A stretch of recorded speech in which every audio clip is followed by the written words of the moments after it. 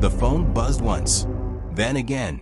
In the darkened kitchen, Amber Williams stood frozen, her trembling hand hovering above the cracked screen. The caller ID flashed, unknown. She could still hear the storm grumbling outside, heavy rain drumming against the thin window panes. It was late, too late for good news. The buzzing stopped. Silence swallowed the room whole. Amber pressed the phone to her chest and closed her eyes. Every instinct screamed, "Call back." But fear, thick and cold, stitched her to the floor. Across the room, her mother's chair sat empty, the ancient clock ticking too loud against the silence. Another minute passed. Another. Amber swallowed the rising panic. Then the knock came. Soft. Barely there. Once.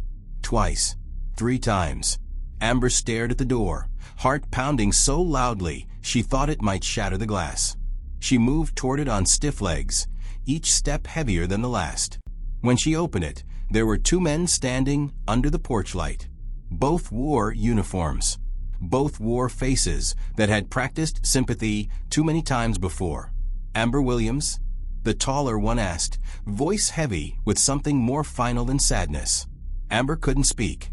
She only nodded. "I'm sorry to inform you." The words blurred together after that. Some things about an accident. A ditch. A late-night call from her mother that never made it through. The taller officer handed her a folded paper, a copy of the police report, she realized. All the facts stripped clean, clinical. The truth boiled down to a single, ugly sentence.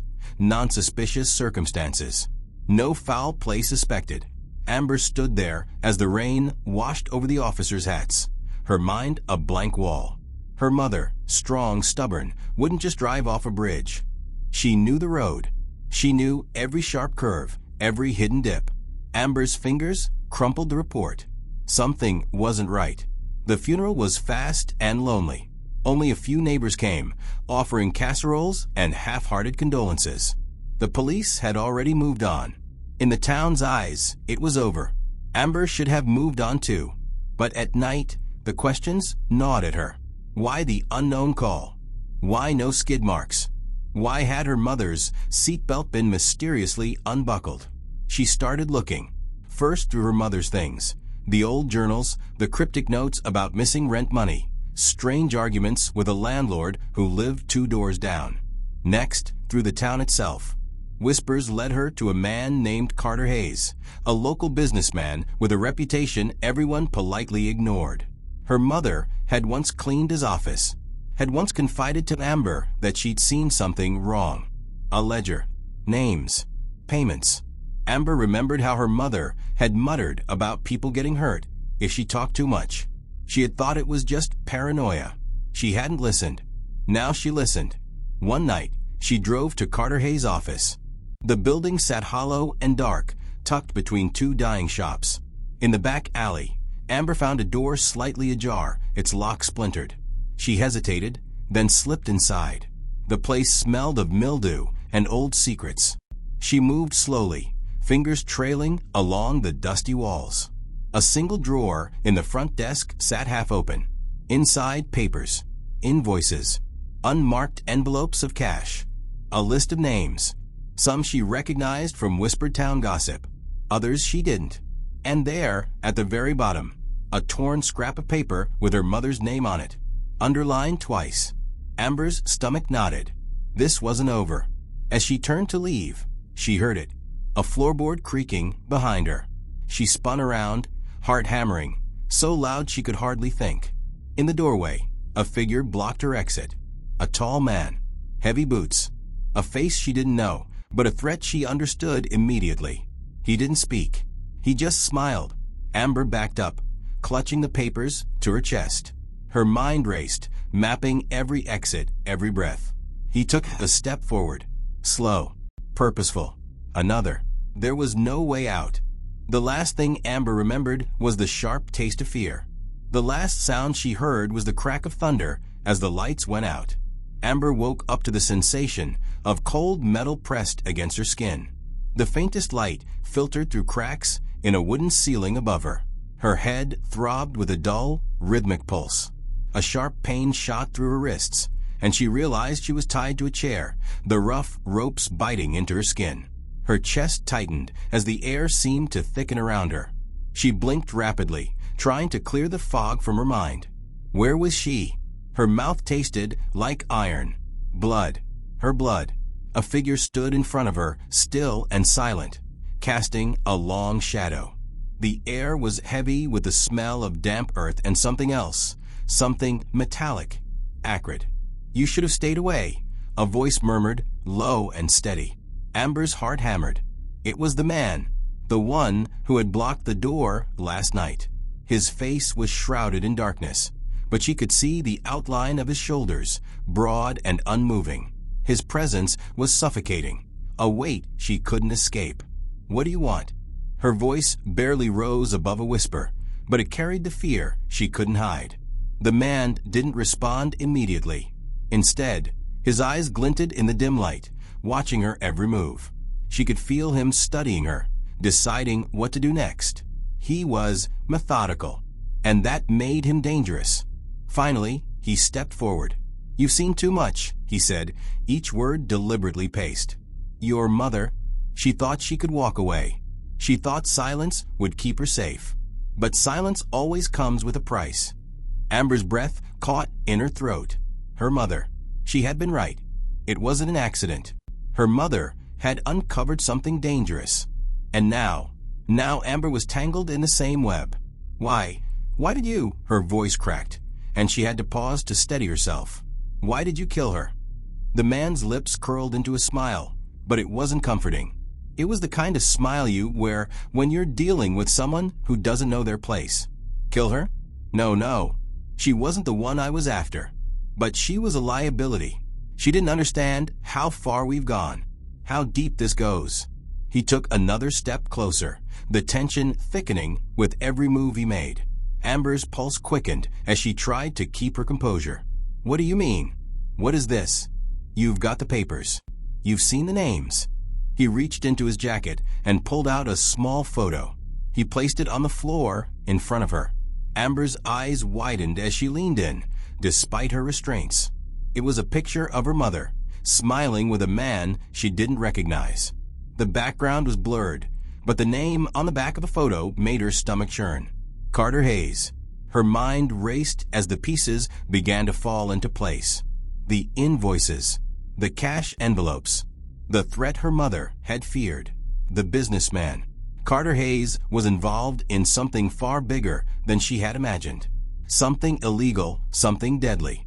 "You're not just a daughter who lost her mother," the man continued, his voice dropping lower, colder. "You're part of this now. You've seen too much, and there's only one way to keep you quiet." Amber's heart sank. Her breathing grew shallow. She was cornered. There was no way out of this. Not unless she. A loud crack sounded from the door behind them, followed by hurried footsteps. The man's expression flickered for a split second, an emotion Amber couldn't quite place. Panic? Surprise? Before she could react, he lunged forward, grabbing her by the hair and yanking her head back. His grip was ironclad, his breath hot against her ear. "Stay quiet," he hissed, "or this won't just end with you." Footsteps. 2 sets now. Faster. Coming closer. The door burst open, and Amber's body tensed, her pulse leaping into her throat. A woman's voice, sharp, authoritative. "Let her go." The man's grip loosened for just a second, enough for Amber to feel a breath of hope. She could see a flash of movement, the figure of a woman in the doorway, gun raised, face determined. The man hesitated. He looked over his shoulder, sizing up the situation. For a moment, everything stood still. Then, without warning, the man spun Amber around, using her as a human shield. The woman's gun never wavered, but she faltered just for a second. "Let her go," the woman said again, voice colder now. "This doesn't have to go any further." Amber's mind was a whirlwind. She didn't know this woman. She couldn't tell if she was friend or foe.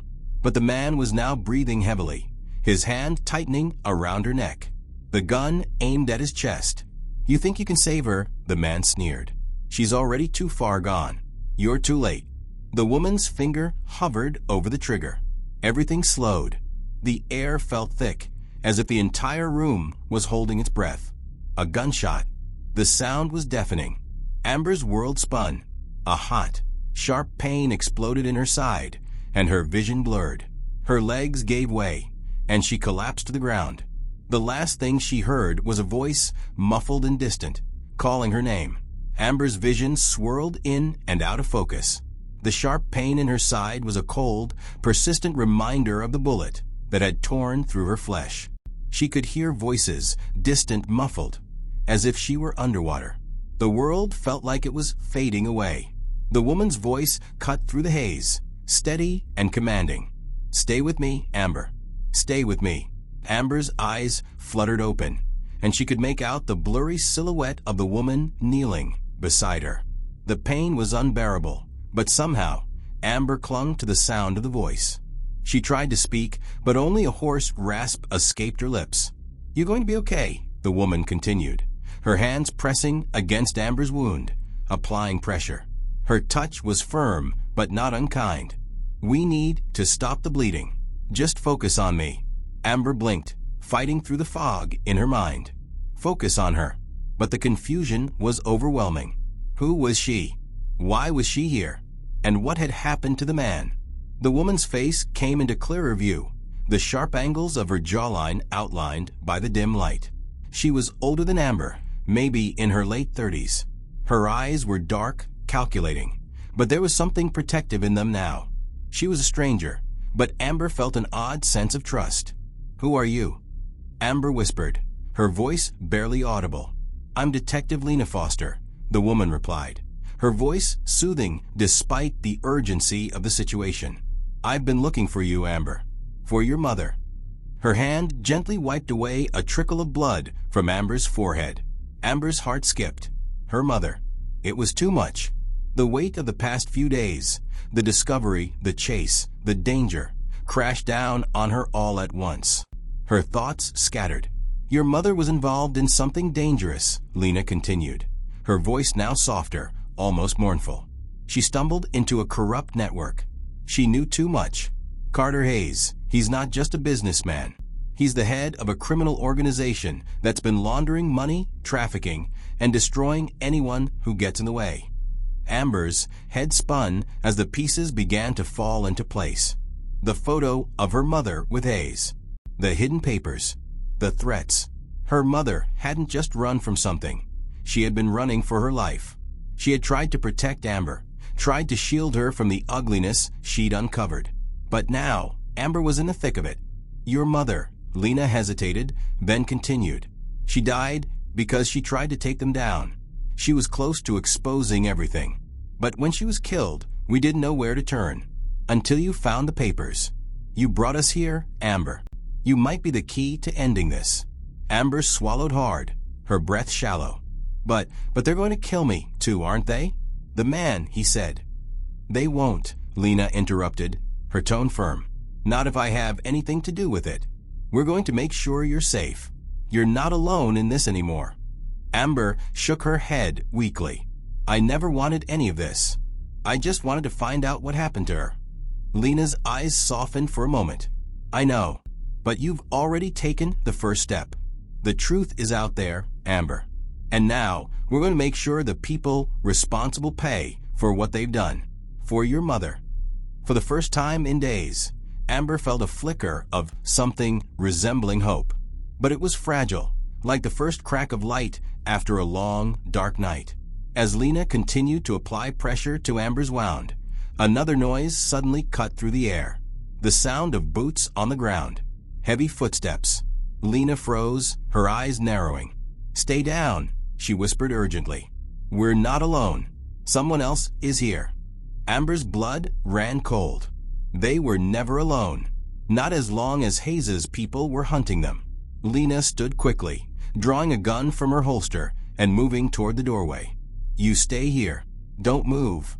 Amber's heart was pounding, her thoughts scattering again. She wanted to move, to fight, to get out of there. But she could barely keep her eyes open, let alone escape.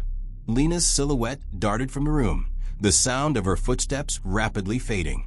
Amber strained to hear anything. Her breath was labored. every pulse in her side feeling like a drumbeat of time running out. Then, the door creaked open again. Amber's body stiffened, her breath caught. This time, the silhouette in the doorway wasn't Lena. The figure stepped forward, and the dim light illuminated his face.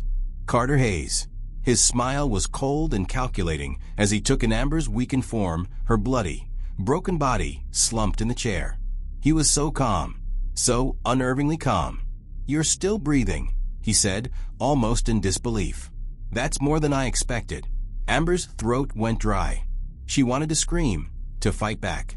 But the words wouldn't come.